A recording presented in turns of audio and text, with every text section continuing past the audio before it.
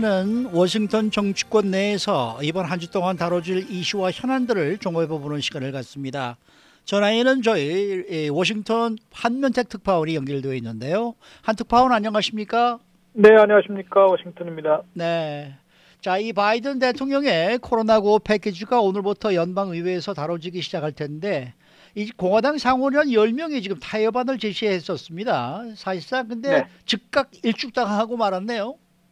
네, 물론 뭐 즉각으로 일축당한 것 그렇게 이제 단언하기는 좀 어려운데요. 네. 참고들은 이제 그렇게 표현을 하는데, 조셉 바이든 대통령은 오늘 오후에 이 공화당 상원의원 10명을 백악관에 일단 초대를 했습니다. 네, 모든 네. 아이디어는 다 들어보겠다라는 차원이고요. 뭐 아시는 대로 바이든 대통령이야말로 상원의원을 36년 하지 않았습니까? 그렇죠. 부통령을 또 8년을 했기 때문에 누구보다도 이제 상원의원들 간의 그런 타협을 잘 아는 협상에 자진시하는 모습이기 때문에 네. 어떤 결과를 도출할지 모르겠습니다만은 공화당 상원의원 10명이 오늘 연방 하원과 상원을 장악한 민주당이 일방통행 강행할 태세를 보이자 이에 맞춰서 타협안이라고 내놨는데 워낙 그 바이든 패키지와는 아주 격차가 큽니다. 네. 공화당 상원의원 10명이 제안한 그 타협안은 총 규모가 6,180억 달러입니다. 그런데 아시다시피 1조 9천억 달러니까 3분의 1 수준이거든요. 이게 중간에서 만나기를 원해서 그 타협안을 그렇게 잡았다 그러면 이제 얘기가 좀 달라질 수 있는데요. 네네. 이거 지금 현재 그런 안 갖고는 당연히 백악관 참모는 어제 일요 토론에서 사실상 즉각 거부하는 이제 일축하는 모습을 보였습니다. 민주당 최고 지도부, 의회 지도부도 마찬가지고요. 이러다 보니까 뭐 그대로 이제 협상이 시작인지 아니면은 뭐 그냥 일방 통행으로 갈지는 지금 현재로서는 일방 통행. 민주당이 백악관과 상하원을 모두 장악하고 있기 때문에 일방 통행으로 가지는 않을까. 일단 그 수수는 그렇게 밟고 있는 것 같습니다. 네. 공화당 상원의원 10명이 제안한 6,180억 달러를 이제 3분의 1을 깎다 보니까 뭐를 많이 깎았냐면요.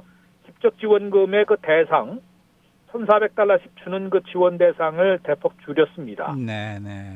우선 그 연소득이 4만 달러, 또 가정에서는 8만 달러일 경우, 부부일 때는 8만 달러이면은 1,400달러를 다 받을 수 있게 했고요. 네. 근데 이제 그 상한선이 5만 달러, 개인 5만 달러, 부부 10만 달러는 또 1,400달러 이렇게 깎다 보니까 1,000달러까지 제공한다.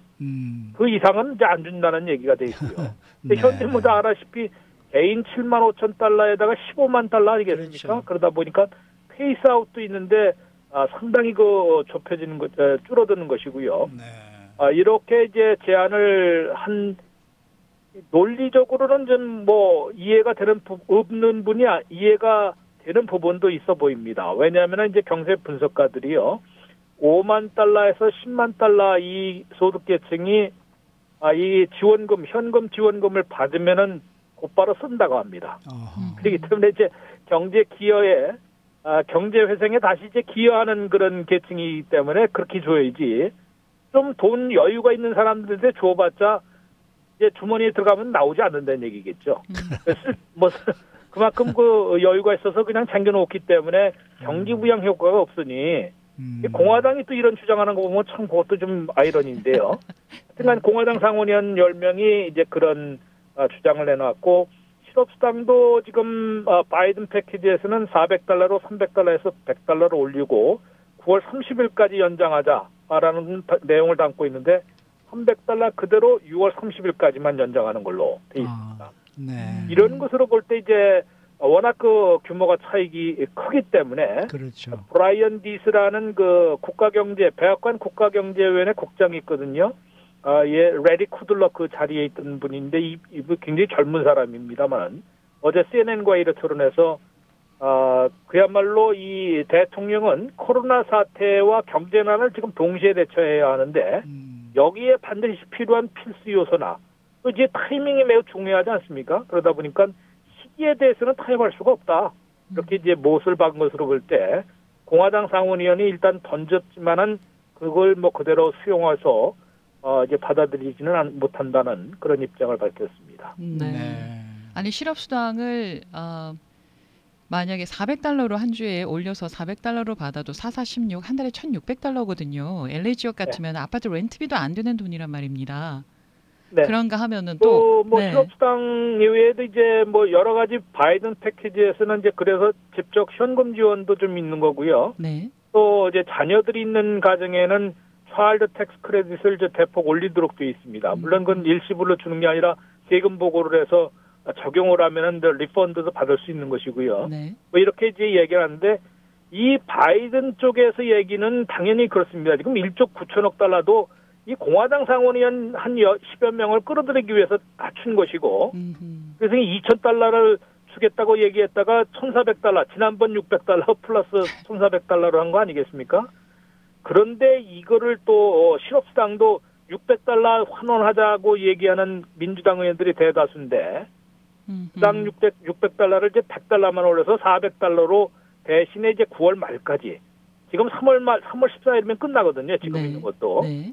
이렇게 얘기했는데 그것마저도 깎고 나오니까 지금 뭐 거의 수용하기는 좀 어렵다라는 입장을 보이고 있습니다. 그렇게 되니까 민주당만의 과반 지지로 가결되는 뭐 일반 통행 쪽으로 기울고 있는 듯 싶어요. 지금 상황으로서는. 네, 뭐 민주당 최고지도부도 우선은 이제 공화당 뭐 많아야 좀 공화당 상원이 한 10명을 끌어들일 수 있는데 그거 끌어들이려고 시간을 질질 끌게 하거나 네. 아니면은 대폭 양보하는 이런 것은 아마 생각할 수 없다.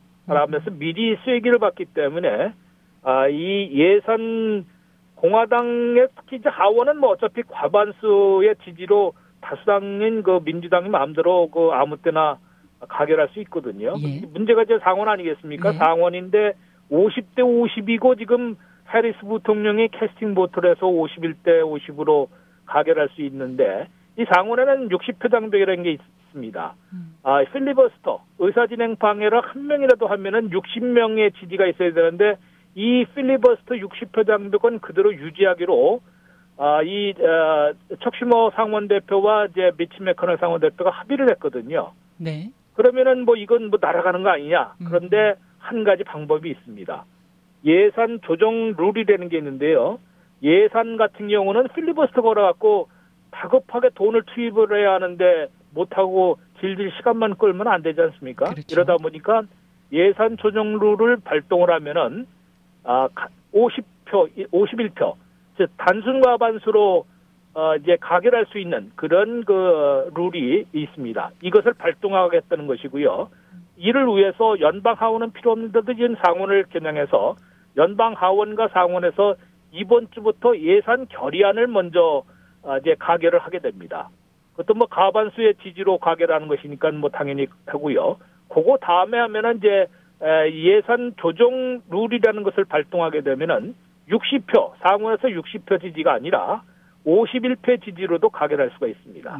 그러면 뭐 이 민주당 상원, 물론 민주당에서도 전원 동참해야 되는데 그렇지 않을 수도 있지만요. 그래도 이렇게 공화당에 한 명도 동참하지 않는다면은 민주당 상원에 50명 전원이 또 뭉칠 수밖에 없는 상황이거든요. 네. 그다음에 첫 번째 과제이기 때문에 지금 코로나 사태에 대처하는데 바이든 코로나 구호 패키지를 1조 9천억 달러 적어도 원안대로 그대로 민주당만의 지지로 최종 가결시킬 그런 채비를 지금 이번 주부터 하고 있는 것입니다. 그럼 언제까지 지금 이런 식으로 최종 가결하라는 거예요? 우선 2월 14일이 D-Day 아니겠느냐. 그럼 2월 14일이 이제 뭐 발렌타인 데이이기도 하고 월요일이기 때문에 그 전 주말까지 한다면 2월 12일까지 할 수가 있거든요. 네. 그래서 지금 1, 2주 안에 뭐 늦어도 3월 14일에 그 실업수당이 만료가 되는데 이게 중단 없이 되려면 한 달 전에는 입법이 완료가 돼야 된다고 합니다. 그러다 보니까 이제 3월 14일 지난번에 그 아주 시간이 하루 당일날 그 대통령이 서명했거든요. 네. 근데 그 법안이 됐기 때문에 그래도 서명해서 나중에 그 소급정에서 물론 한꺼번에 다 받을 수는 있습니다만은 이게 이제 매일매일 그 실직수당으로 살아가는 가정에서는 그게 중간에 끊기고 나중에 한꺼번에 준다 그래도 상당히 어려움을 겪을 수가 있기 때문에 3월 14일 만료되기 한 달 전인 2월 14일, 달리 말해서 뭐 주말까지라면 2월 12일까지는 마무리를 해야 할 것으로 지적을 받고 있어서 민주당 최고 지도부도 2월 12일까지는 최종 승인을 하려는 그런 태세를 보이고 있습니다.